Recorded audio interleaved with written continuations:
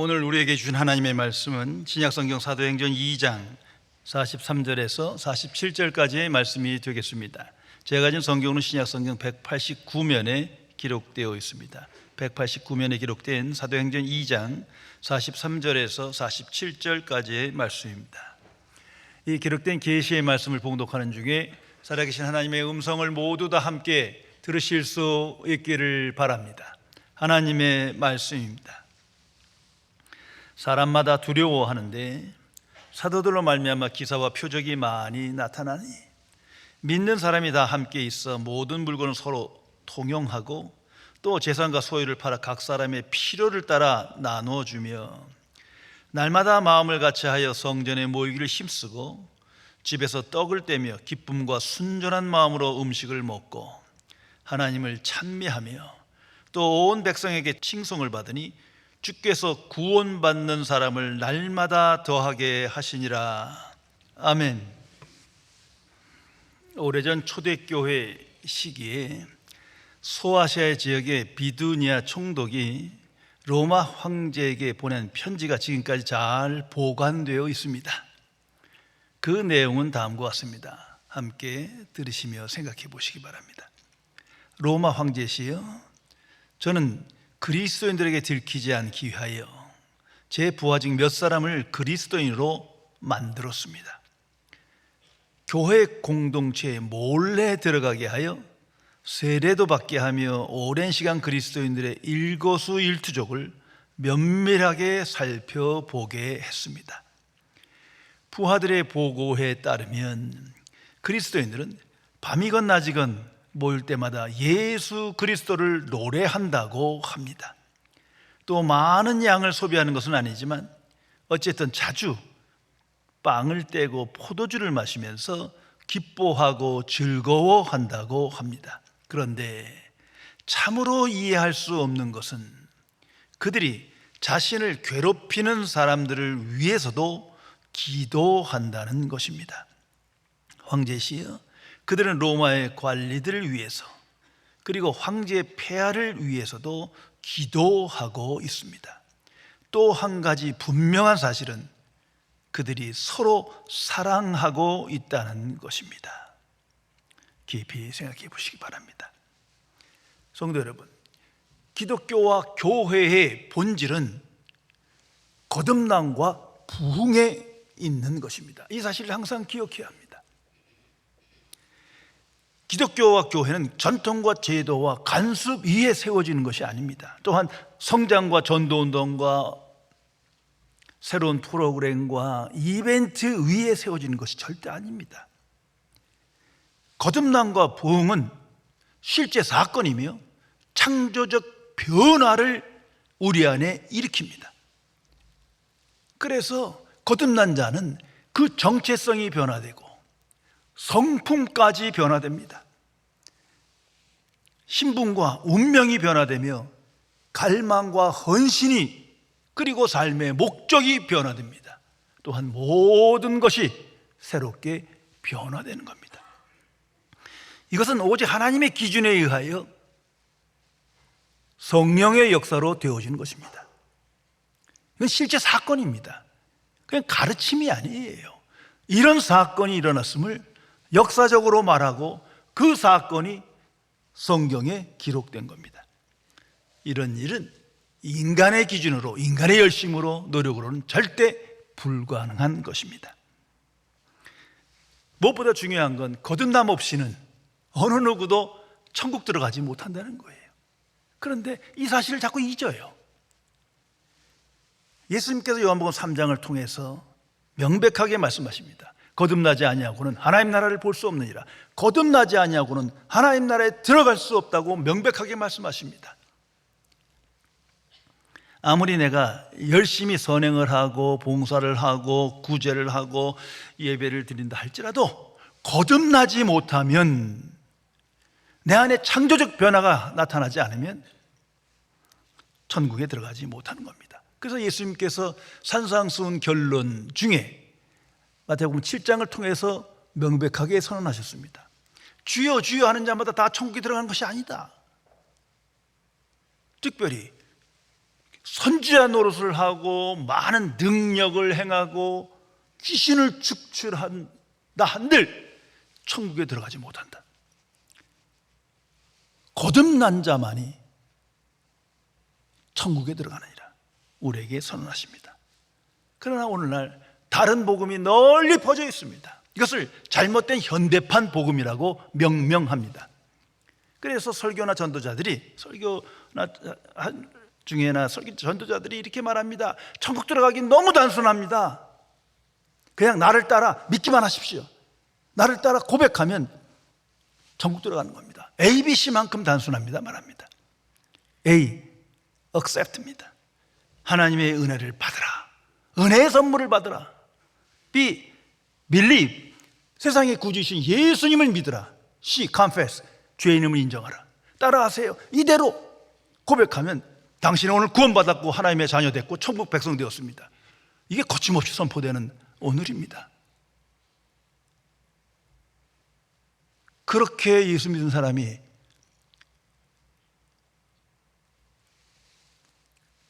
영적으로 변화되고 내적으로 변화되며 그 안에 창조적인 변화가 일어나는 걸 보셨습니까? 어림도 없는 얘기예요. 단지 종교적 성장을 말하는 구호일 뿐입니다. 예수님은 말씀하십니다. 자기를 부인하고 나를 따르라. 근데 자기 부인이 전혀 나타나지 않아요. 자기 소원 성취하고자 자기의 뜻을 이루고자 예수님 믿습니다. 이 사람은 거듭난 그리스도인이 아니에요. 그 예수님을 본받지도 않고 따르지도 않고 그리스도의 영광을 나타내지도 않고 주와 동행하는 삶을 갈망하지도 않습니다. 어떤 영적인 새로운 갈망도 헌신도 없습니다. 어떻게 그 사람이 구원받는단 말입니까? 천국에 들어가지 못합니다. 어떤 초신자가 한 교회에 주석해서 일정의 과정을 통하여 처음으로 성경 통독을 끝냈습니다. 성경을 잘 읽어보니까 질문이 많이 생기는 거예요. 그래서 곧바로 오랜 기간 신앙생활한 한 분에게 가서 정중히 청했습니다. 혹시 교회 역사가 담긴 교회 사책이 있으십니까? 제게 빌려주세요. 그래서 그 사람이 아니 갑자기 성경 통독 끝내고 왜 교회 사책을 보려고 하십니까? 그거 뭐 이렇게 추천할 만한 건 못 됩니다 했더니 꼭 읽어야 된다고 말해요. 왜 꼭 읽어야 됩니까? 그분의 말입니다. 나는 언제부터 그리스도인들이 전혀 그리스도인답지 않게 살게 되었는지 그게 궁금해서 도대체 교회의 역사를 한번 살펴봤으면 좋겠습니다. 성도 여러분, 언제부터입니까? 거듭나지 못하면 부흥의 역사의 수혜자가 아니라면 이 험악한 세상에 하나님의 자녀답게 살지 못합니다. 성령 충만을 받지 못하면 이 어둠의 세상 속에서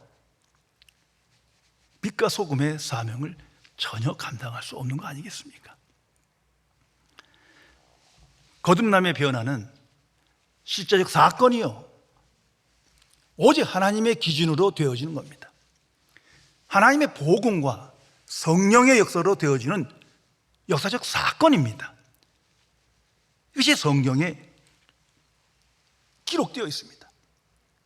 그런데 오늘날 그리스도인과 교회가 하나님의 기준은 자꾸 추상화하고 낮추면서 인간의 기준은 높이고 절대화하면 어떻게 되는 겁니까?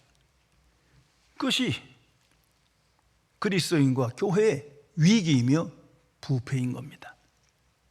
성경으로 돌아와야 합니다. 우리는 성경의 사람이에요. 성경을 통해서 하나님 말씀을 듣고 성경의 사건을 통해서 그 참여자가 됩니다.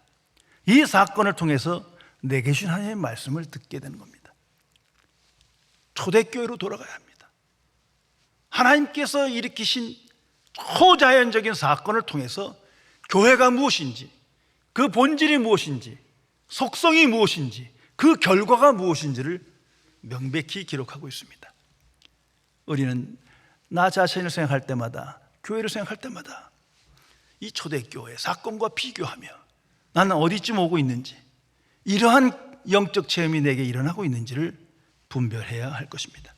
오늘 교회 본문에 초대교회 속성이 기록되어 있습니다. 이건 부흥의 결과입니다. 부흥의 역사 속에 내게 임한 거듭남의 역사가 사건으로 나타나기 시작하는 거예요. 창조적 변화가 일어난 거예요. 모든 교회의 속성이며 특징을 이 초대교회를 통해서 계시하고 있는 겁니다. 오직 복음과 성령의 역사로 일어난 창조적인 변화가 무엇인지를 오늘 성경은 사건으로 우리에게 알려주고 있습니다. 첫 번째 가장 중요한 성도와 교회의 속성은 성경을 이렇게 기록합니다. 사람마다 두려워하느니라. 이거 영문으로 보면 좀 더 와 닿습니다. All came upon everyone. 두려움이 왔다, 모든 사람 위에. 거듭남 이전에는 이러한 신령한 두려움이 없었어요. 이것은 경외입니다. 이 두려움과 경외가 구원받고 복음을 믿음으로 성령을 체험하고 나니 우리 안에 나타난 거예요. 이거 새로운 성품입니다. 이것이 초대교회의 첫 번째 속성입니다. 지금 이 초대교회 사람들 죽음이 두려운 게 아니에요. 당시 그들을 죽이려 하는 사람이 많았습니다. 핍박을 두려워하는 게 아니에요. 더욱이 실패와 질병과 가난과 불확실한 미래에 대한 두려움이 전혀 아닙니다. 이것은 영적 능력과 권세에 대한 두려움이, 하나님이 살아계시고 예수 그리스도가 십자가에 죽으셨으나 부활하시어 살아계시고 성령이 역사하시어 그 충만함을 받고 보니 하나님을 향한 경외가 생겨난 거예요. 성도 여러분, 이 경외, 영적 권세와 능력에 대한 두려움 항상 내 안에 있습니까? 깊이 생각해야 할 것입니다. 오늘날 수많은 교회가 있고 많은 성장을 논하지만 분명한 건 두려움과 경외가 사라졌다는 거예요. 두려움과 경외가 상실되었어요. 왜 그렇습니까? 거듭나지 못했기 때문이에요. 더 나아가서는 영적 무지와 무감각이 때문입니다. 죄송합니다만 할로윈, 그때 이제 뭐 사탄이나 마귀나 악한 영에 대해서 막 조롱하면서 노는 그런 문화도 있잖아요. 이거 정신 나갔어요. 사탄이 얼마나 무서운 존재인데 안 믿으니까 그 짓 하는 거죠. 정말 마귀와 사탄을 믿는다면 그건 해서는 안 된 짓이거든요. 그렇잖아요. 얼마나 강력한 존재인데 아주 마치 지 애들 데리고 놀듯이 까불고 축제를 만들어요. 이게 경외가 없기 때문이에요. 적어도 하나님을 경외하는 자는 영적 세계를 알기 때문에 그런 짓을 할 수 없는 거죠. 그들은 예수 그리스도의 십자가와 부활과 승천의 복음을 들었어요. 성령 충만함을 받아 하나님의 복음을 듣고 믿게 되었어요. 그리고 부흥의 역사에 참여하게 됩니다. 그 수혜자가 됐어요. 내 안에 거듭남의 역사가 인식되며 나타납니다. 깜짝 놀랐을 거예요. 그 속에 깊은 곳에 두려움이 생기는 거예요. 경외가 나타나는 거예요. 먼저는 살아계신 하나님에 대한 두려움입니다. 하나님을 없다 하고 하나님을 추상화하고 이랬는데 정말 하나님이 살아계신 거예요. 두렵죠. 더 나아가 하나님의 진노와 심판에 대한 두려움입니다. 패역한 세대를 향한 하나님의 진노에 대한 두려움이 있기에 회개하고 구원받은 자들이에요. 그러기에 영적 두려움이 생기는 겁니다. 무엇보다 하나님의 은혜와 사랑에 너무나 감사해서 두려움이 생기는 거예요. 나 같은 죄인이 뭐길래 특별히 하나님을 향하여 선한 거룩한 자가 되지 못했는데 어떻게 내게 이 은혜가 있어 내가 거듭남을 체험하고 하나님의 자녀가 되었을까? 두려움이 나타납니다. 그것을 경외라고 합니다. 구약 성경이 많이 이 경외하는 자는 지혜로운 자예요. 경외하는 자가 하나님의 백성임을 많이 설명합니다. 자, 이 경외, 이것이 부흥의 결과예요. 초대교회의 첫 번째 속성입니다. 이 경외를 회복해야 합니다. 이 경외란 신약 성경의 언어를 바꾸면 구원에 이르는 구원받은 믿음과 동의어예요. 이 경외를 느끼고 체험한 사람들은 경건한 삶을 지향합니다. 언제 어디서도 교회만 계신 하나님이 아니고 창조주시여 전지전능하신 하나님의 힘을 고백하게 됩니다. 그래서 경건한 삶을 지향할 수밖에 없는 거예요. 성도 여러분, 교회의 참 속성은 경외와 경건입니다. 하나님을 경외하는 자는 경건한 삶을 지향하고 경건한 예배를 드릴 수밖에 없는 거예요. 예배는 축제가 아닙니다. 뭐 뜨겁게 노래를 부르고 뭐 주여 찬양하고 그거 아무 상관없는 거예요. 정말 하나님 앞에 있다면 다 입 다물 거예요. 회개하는 마음으로 내게 말씀하소서.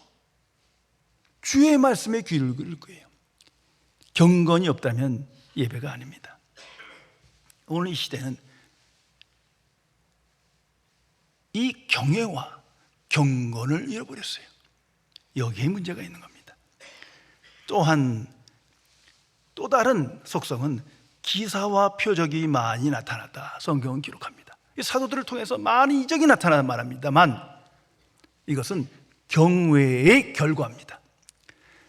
하나님을 경외하는 자를 통해서 하나님의 권세와 능력이 나타난 거예요.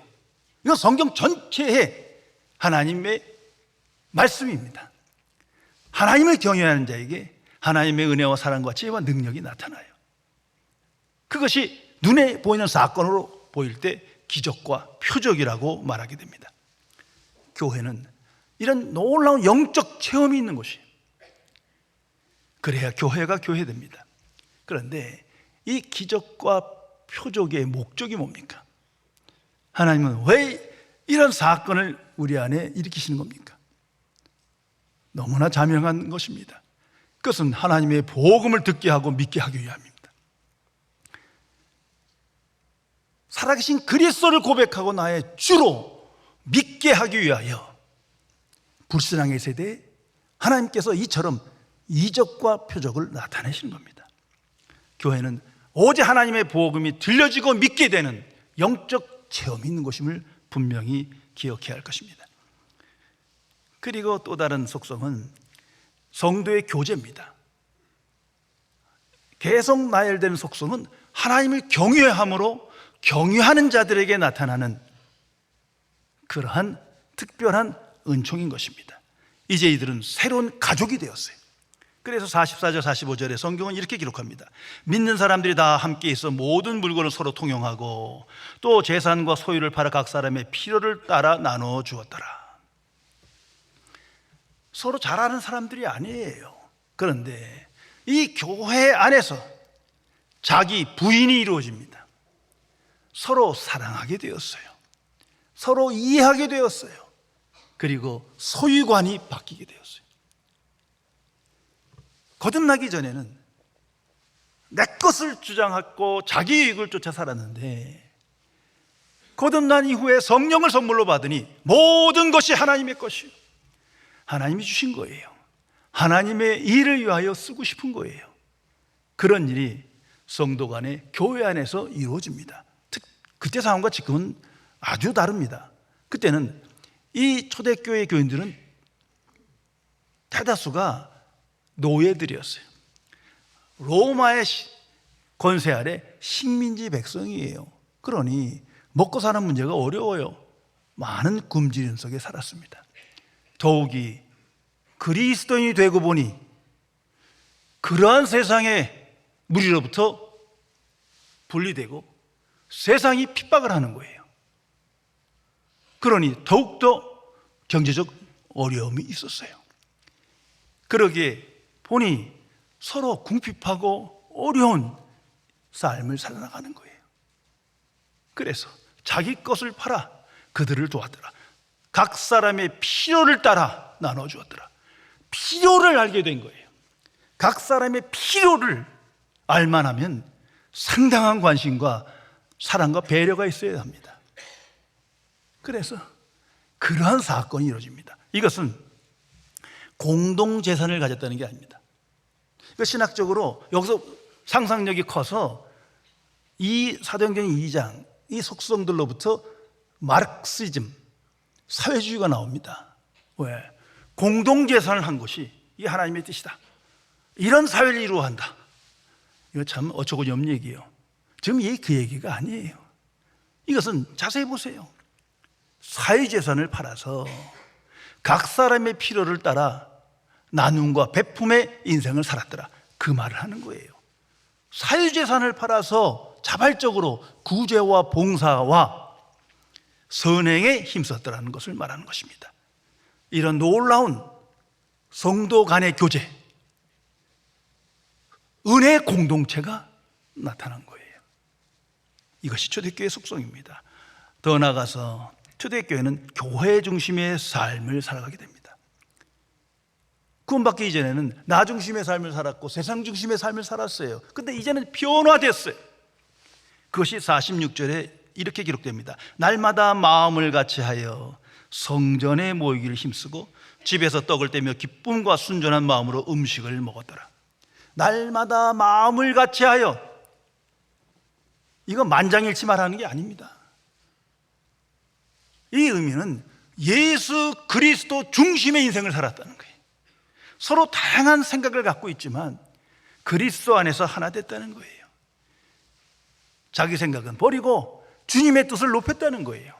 오직 하나님의 뜻에 순종하기를 기뻐했다는 겁니다. 성령께 순종했다는 그러한 영적 변화를 우리에게 말씀해 주는 겁니다. 근데 예수 믿기 전에는 나 중심의 삶을 살았거든요. 내 의견이 컸어요. 또한 하나님께 불순종했어요. 또한 성령께 불순종하며 육신의 생각에 이끌려 살았어요. 그 결과가 뭡니까? 항상 분열이 있는 거죠. 다툼이 있고 폭력이 있는 겁니다. 오늘날 교회에 분열이 있는 건 한마음이 되지 못했기 때문이에요. 더 깊이 보면 거듭나짐이 없어서예요. 부흥의 역사가 나타나지 않았기 때문이에요. 이것을 회개해야 합니다. 그리고 성전에 모이기를 힘쓰더라. 한마음이 되고 나니 교회 중심의 삶을 살고 싶은 거예요. 당시에 얼마나 각박한 인생을 살았습니까? 그러나 어떻게든지 시간을 내서, 하루 휴일을 내서 같이 모여 예배를 드리게 됩니다. 그리고 남은 시간은 그 성전을 향하여 기도합니다. 그 예배를 향하여 기도합니다. 그리고 예배 때 들은 말씀을 삶에서 실천하게 됩니다. 그리고 모든 인생이 이 교회 중심으로 교회에 책임 있는 성원이 되기를 기뻐하며 하나님의 일에 힘쓰게 되었음을 성경은 말하고 있습니다. 무엇보다도 기쁨과 순전한 마음으로 살았더라 성경은 말합니다. 이 구원의 감격이죠.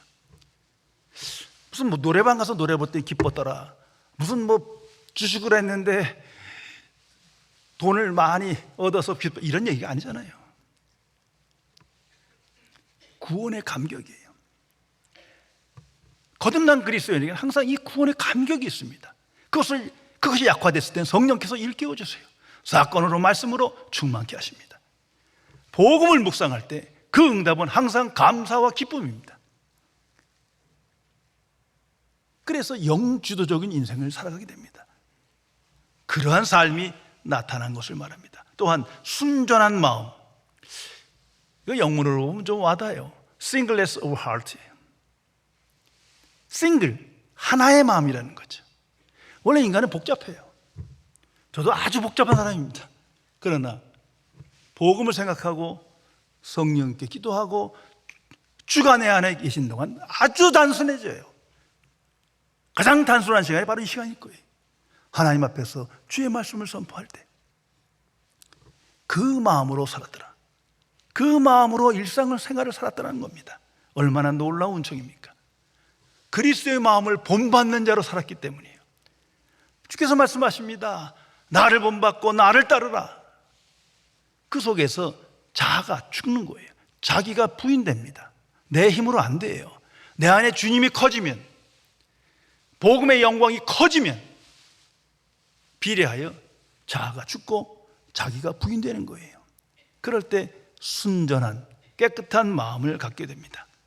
이것이 새로운 성품인 거예요. 아무것도 하지 않는데 새로운 성품을 주셔서 그런 얘기가 아니에요. 인격적으로 하나님이 역사하십니다. 하나님의 은혜와 사랑이 내 안에 커질 때, 영적 세계가 내 안에 커질 때, 참으로 믿을 때 자기가 부인됩니다. 그리고 하나님께 영광 돌리는 삶을 살게 됩니다. 이 마지막 속성이 오직 하나님께 영광입니다. 47절에 이렇게 기록됩니다. 하나님을 찬미하며 또 온 백성에게 친송을 받으니 주께서 구원받는 사람을 날마다 더하게 하시니라.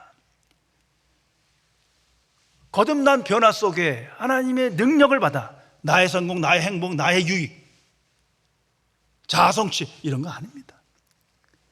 그런 게 있었는데 사라졌어요. 오직 하나님께 영광.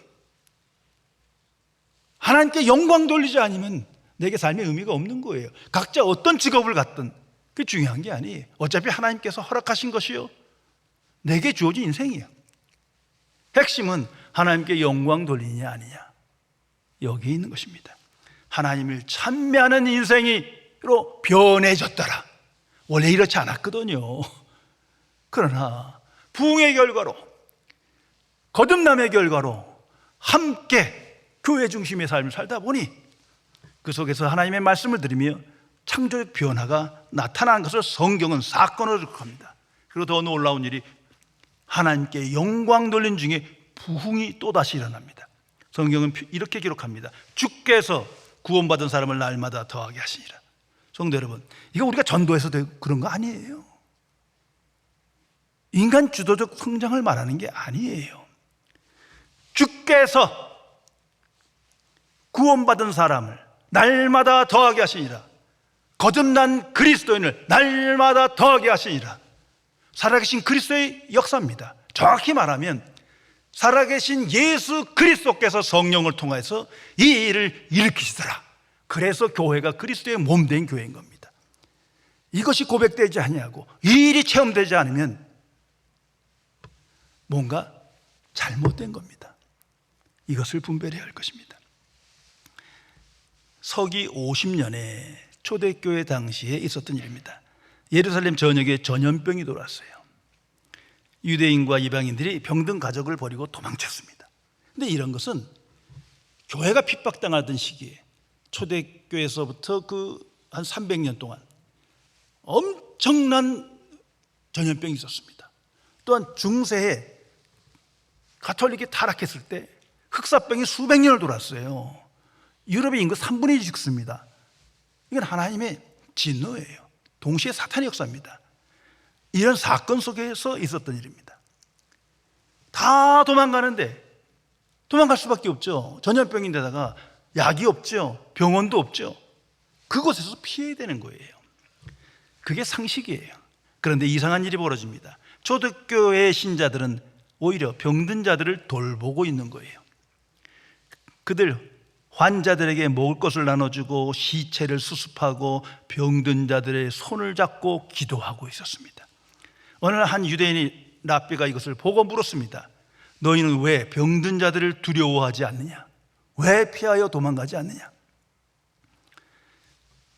그때 한 기독교인이 이렇게 대답했습니다. 예수님께서도 병든 자들을 고치셨습니다. 우린 그분을 따를 뿐입니다. 그 대답에 깊은 감명을 받은 랍비의 고백입니다. 진정한 믿음은 두려움을 이기는 것이로구나. 거듭난 그리스도인들은, 초대교회 교인들은 세상을 이기는, 두려움을 이기는 믿음을 갖고 살아간 거예요.